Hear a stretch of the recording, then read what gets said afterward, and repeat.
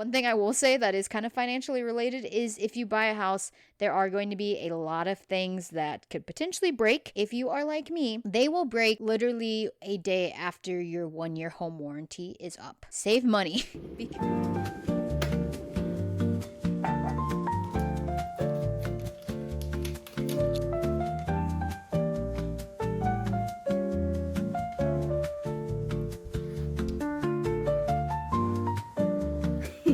Well, hello, friends. We are officially sitting on the floor. I made some tea. And you know what? I have this couch behind me that is so comfortable, but sometimes I don't want to sit on the couch. Hi, if you don't know who I am, my name is Brooke. Welcome to my channel. On this channel, I like to talk about all things personal finances and how we can get better with our money.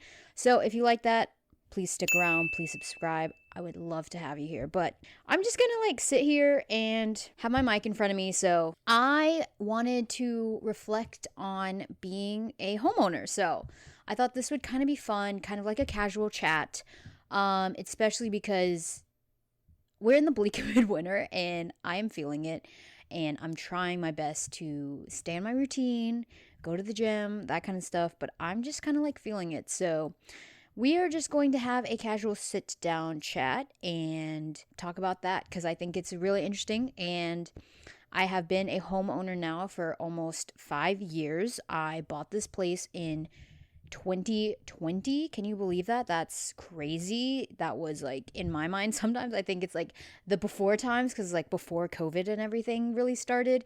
And yeah, it was kind of crazy. So first, let's start out by talking about how I got this place. So I bought this place right before the pandemic literally started. I was thinking about what my next move was going to be for my housing situation. At the time, I had a roommate and it was a good situation, but I think that we both realized that it was time to move on and to maybe start to live apart. And so I was looking for new apartments because, I had just graduated college the year before. At the time I was working in an office in Chapel Hill. And so I was okay, let me look for new apartments. And so I was looking at apartments in Chapel Hill, in Durham, different places like that. The apartment that I was staying at was pretty nice. It was a newer-ish complex, and it had 2 bedrooms, so we were able to have our own space. And going forward, I wanted to have a 2-bedroom as well, just for when I have guests over and things like that. It's just so much more convenient to have a second bedroom. At this time, pre-COVID, I feel rates were probably pretty good compared to what they are now. I feel rates have just gone up insane in the past 5 years. And so I was oh my gosh, it's going to be $950 just to get this tiny 2-bedroom apartment that kind of has mid ratings online, to be honest. The place I was looking at, they were just okay. And so I talked to my parents and I was saying, hey, I'm going to have to move from this apartment. I at that point, I'd only lived at that apartment complex for a year. And so I was starting to just, do the calls and start doing some different tours of different places. And my salary was $50K. $50K here in this area for a single person is pretty okay. It's not the top tier, obviously, but it's decent enough to get some stuff. And so I was able to qualify for stuff that was okay, like I said, not luxury apartments, but I was looking for a 2-bedroom, and a lot of the places that I looked at just had things that I didn't really like about them. One of them didn't have parking that went with it, so I'd have to pay for a parking pass with the city. And so I was, looking for that, and there were some places that were pretty close to my work, but I just wasn't really feeling any of them. And I couldn't stay at the apartment that I was staying at with my roommate, even though it was a 2-bedroom, because the rent for a single person was just astronomically high. It was way out of my budget. I think at that time, my upper limit for my budget was $1,000 a month. And that was going to be a third of my take home pay. So it was like really top. And so like having that roommate situation made it so much easier because when we split it, it was well within my means to afford it. And so I called my parents and I was like telling them, hey, I need to like move. And they're like, okay, well, what have you found in the area? And I'm like, telling them about all the stuff that I was looking at and saying that I was not really interested in any of them. And so they were like, why don't you like think about buying a house? And I'm like, because I'm 23 years old and I'm single AF. And I was just like, maybe that's like feasible. And they're like, you know what? We can help you with the down payment and stuff like that. And at that time, I had saved up a little bit of money I worked all throughout college at a library on campus. And on my first job, I had been saving a lot of money. I think I saved like, even on my $50K salary, I was trying to save $1,000 a month. So I was like aggressively saving and putting away money into my savings account. So I had a pretty good size savings account at that time. And my parents were like, hey, we will help you out with this amount. And it was so generous of them. And so they're like, why don't you just like get pre-approved? So I was like, okay, how do I get pre-approved for a mortgage? And I just Googled it. And basically I did the first hit that you could possibly do, which honestly, like if you're trying to get pre-approved, I think that's okay. But like you should definitely shop around for rates. In the end, I didn't even go with the people I got pre-approved with. But I think it was like one of the big companies like Rocket Mortgage or something like that. And so I got pre-approved for what I thought was like a crazy amount of money. For a house, $175K. That's a lot for like a starter home, I would say. Anyway, so I got pre-approved for that and they were like, okay, now we need to send you some realtors in your area that can help you look, because I did look at some houses. There were some houses that were like listed on Open Door, which is this platform that you can like go and like view houses by yourself without a realtor, and they give you a lock box that has the key in it and you kind of go in. And so I had brought one of my friends to look at one of those houses, and we just didn't like it. It was not very nice. It was not in an area that I wanted to be in. It was too far from my work. Like I think that one, my commute would be like 30 minutes. And I was like, oh gosh, 30 minutes is a long time. And so then I got in touch with one of the realtors that they sent me in the area. And so she and I started looking at places. And I looked at places for a total of 2 days over a weekend. Before I decided on this place, which is honestly a little naive, I will say. But the other houses that I looked at, some of them had been remodeled, some of them have not been remodeled. And one of them was kind of in like an area that I felt uncomfortable when I first went there. It was literally next to a gas station. I thought the pictures online looked really nice. But then when we went to tour it together, I couldn't even park at the house. Like I had to park at the gas station, and that made me feel a little uncomfortable. And I'm like, I'm a single female by myself. Like I don't want to live near a gas station. And so then we went into this house, and this house was really nice. So it was for sale by owner, and it was this person who decided that they wanted to flip houses. And so this was their first flip. So they learned a lot from doing this, but I thought they did a pretty good job, and they were really nice to me. They had done a lot of this stuff that made the house feel nice, adding in new flooring and making it, just like nice and cozy, livable, like very like plain. And I haven't really changed much of the stuff, but I really liked the barn doors, and I think you can see them sometimes in my other videos, like the background with the barn doors. I really liked that feature. I thought that was like a unique character feature, and I think at that time, like everyone was kind of going like barn door aesthetic. This is like definitely during the heyday of watching Chip and Joanna Gaines. I really loved their show Fixer Upper. And so like I really liked that aesthetic. And so I was like, oh, that's like really nice. I like that. So I told my realtor that I was like, oh, I'm interested in putting in an offer.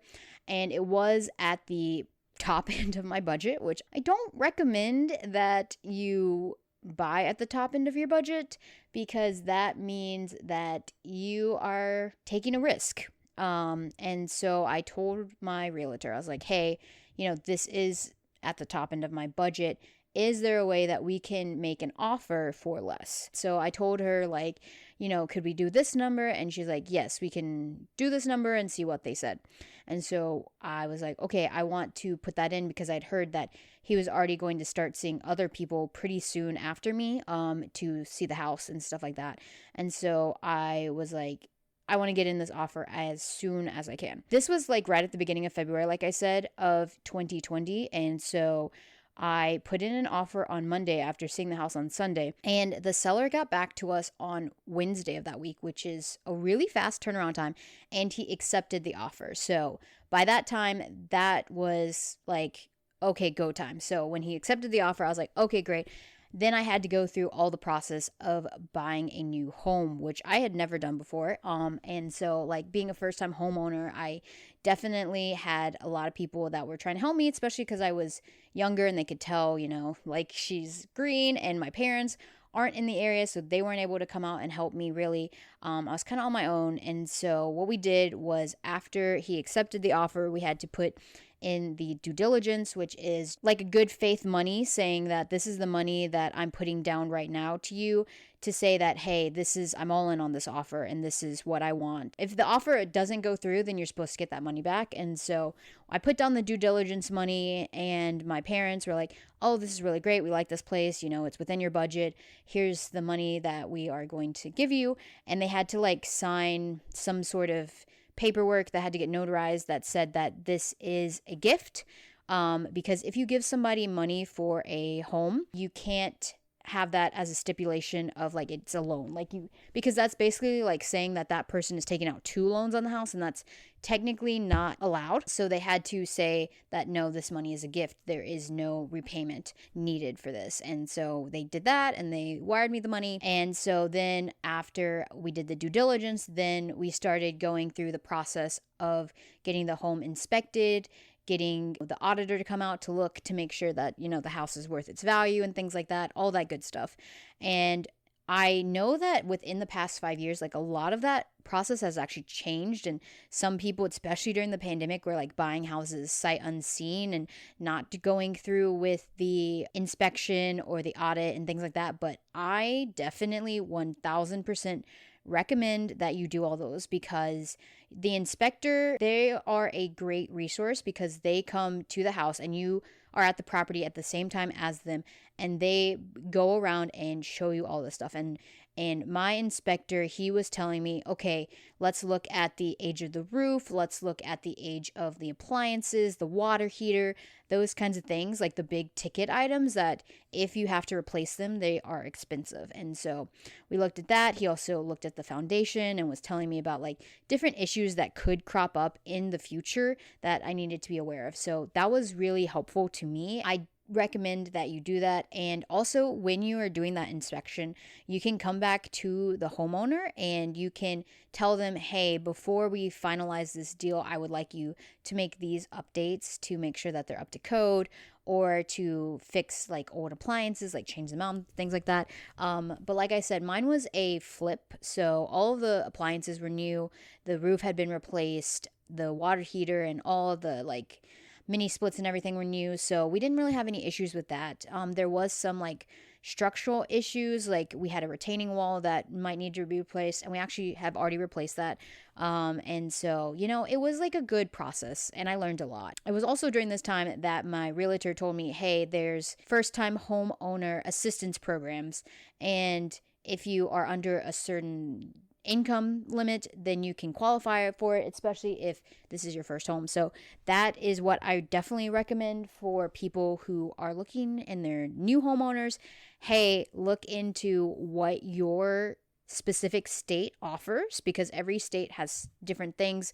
But mine offered a mortgage credit certificate, which means that you get a tax credit at the end of the year, basically, for being a first-time homeowner. So I was able to qualify for that, and I actually went through a different lender that was not the big conglomerate Rocket Mortgage lender. I went through more of a local lender, and that was fine. And they gave me good rates, and I was very adamant with them, because like at that time, basically when the homeowner accepted the offer, that was like basically the start of COVID. And so we were doing all this stuff. We were doing the inspection, we were doing the audit, we were doing all that stuff during COVID, like the very beginning of COVID, where everybody was like, oh my goodness, I don't know what's going on. And there was like all of the like, people have to like stay indoors and things like that and wear masks if you go out, and don't go out if you don't have to.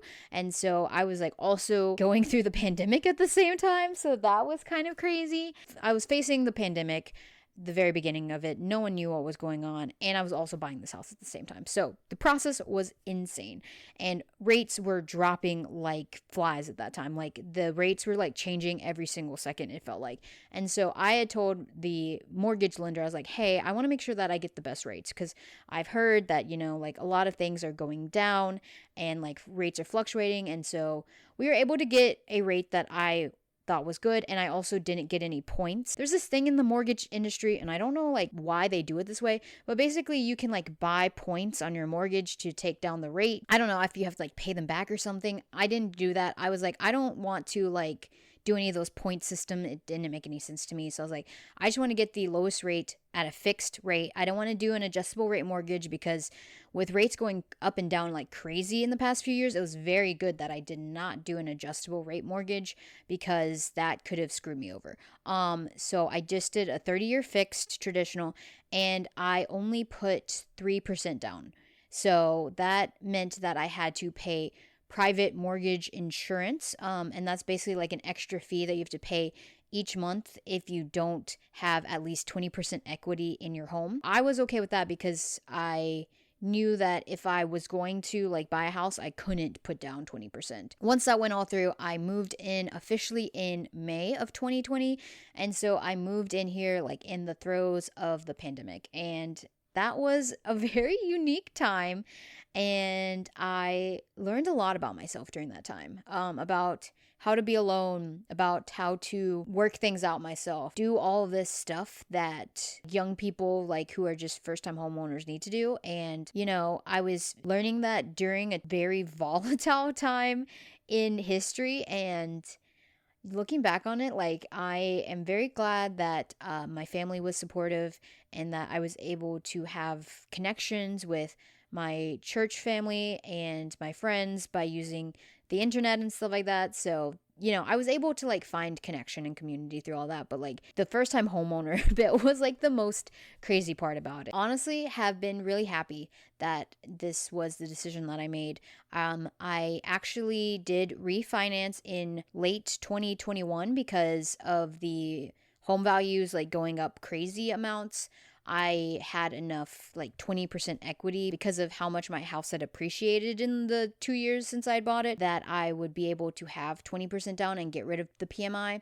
And I also refinanced to a 20-year fixed. So I got a lower mortgage rate, I got a shorter term length, and I got off the PMI. So I thought it was good overall. Unfortunately, when I did that, it did nullify my mortgage credit certificate.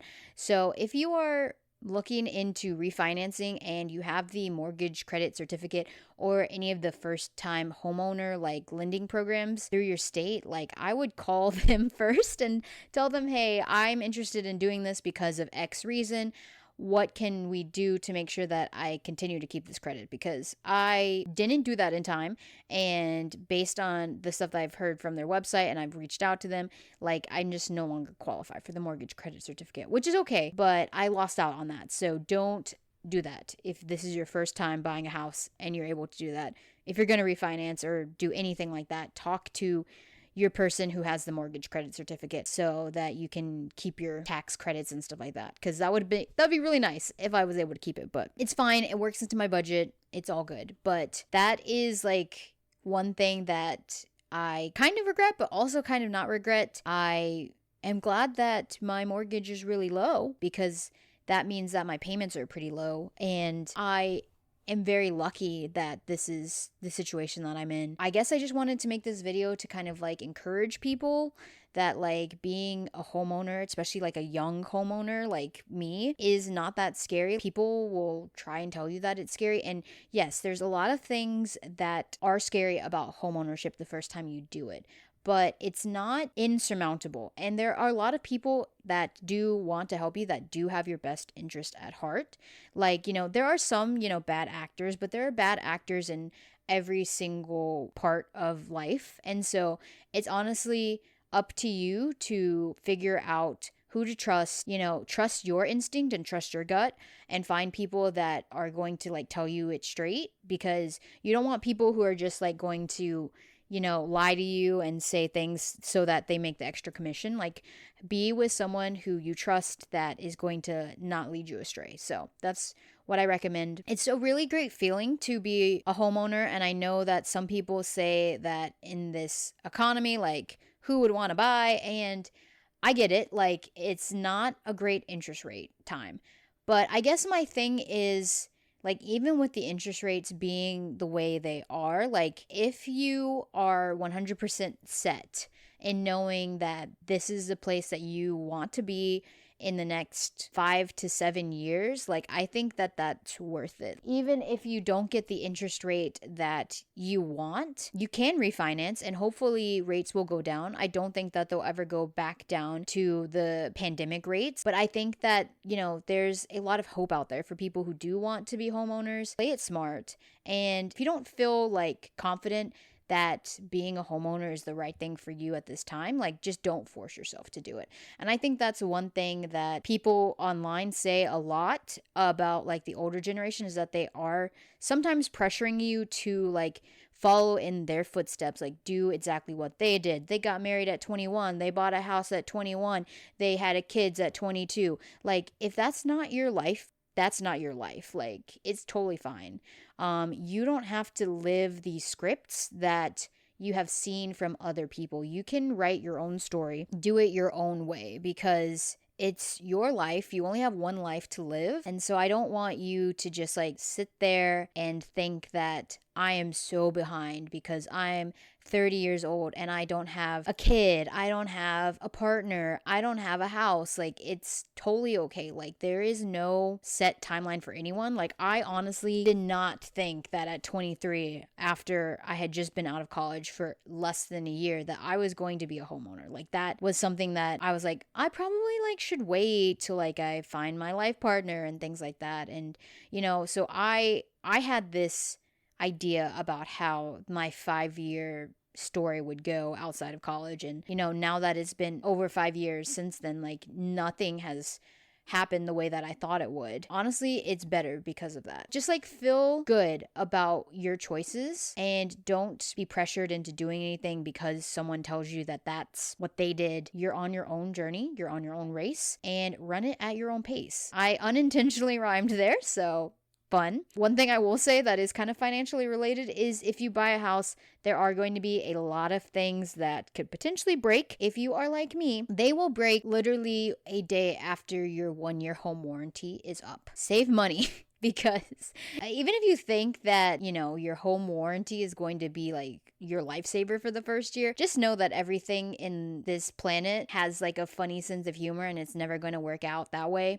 So save money on the side. Also, learn how to do stuff yourself. Like, it is good to bring in people to like come and try and fix things for you, like if you have issues, but there are some stuff that you can try and like fix yourself. So for example, like this past weekend, my husband and I had to fix our hot water heater.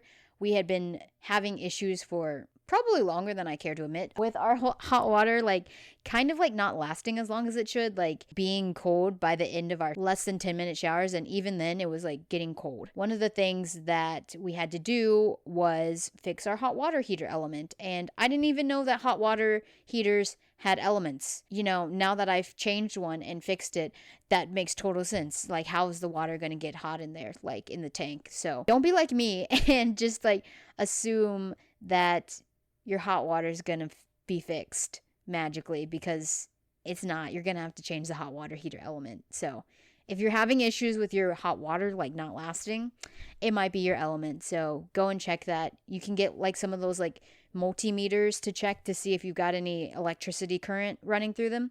And that will tell you if it's dead or not. Those are really good to invest in. Invest in a good set of tools as well, just like the basics, screwdrivers, hammer, all that kind of stuff that you could just use just in case anything breaks. Get an outdoor camera and a security system that is monitored by someone, because you never know what's going to happen, and you want to keep yourself safe, especially in this time where everything's so expensive. And if you have a security system, you actually get a discount on your homeowner's policy. So that's a good thing. So you can tell your homeowner's policy, hey, I have a security system, and they give you a nice discount. Yeah, that's kind of all I wanted to talk about today. I'm sorry that this was kind of rambly, but I appreciate if you stayed through the whole video. You know, if you did, I would love it if you liked this video and subscribed. Maybe put down in the comments below, like, if you've been a homeowner for a long time or for the first time homeowner, what things did you learn, you know, throughout your first 5 years. I just really want this to be a video to like kind of help people feel less alone in this process, and to know that, you know, we're not going to get things perfectly, but it's well worth it to have a place to call your own at the end of the day. It's a privilege. So I just want to encourage you all on that, and hopefully you have a good rest of the wintertime. Stay warm wherever you are. I'll see you all in another video. Bye, y'all.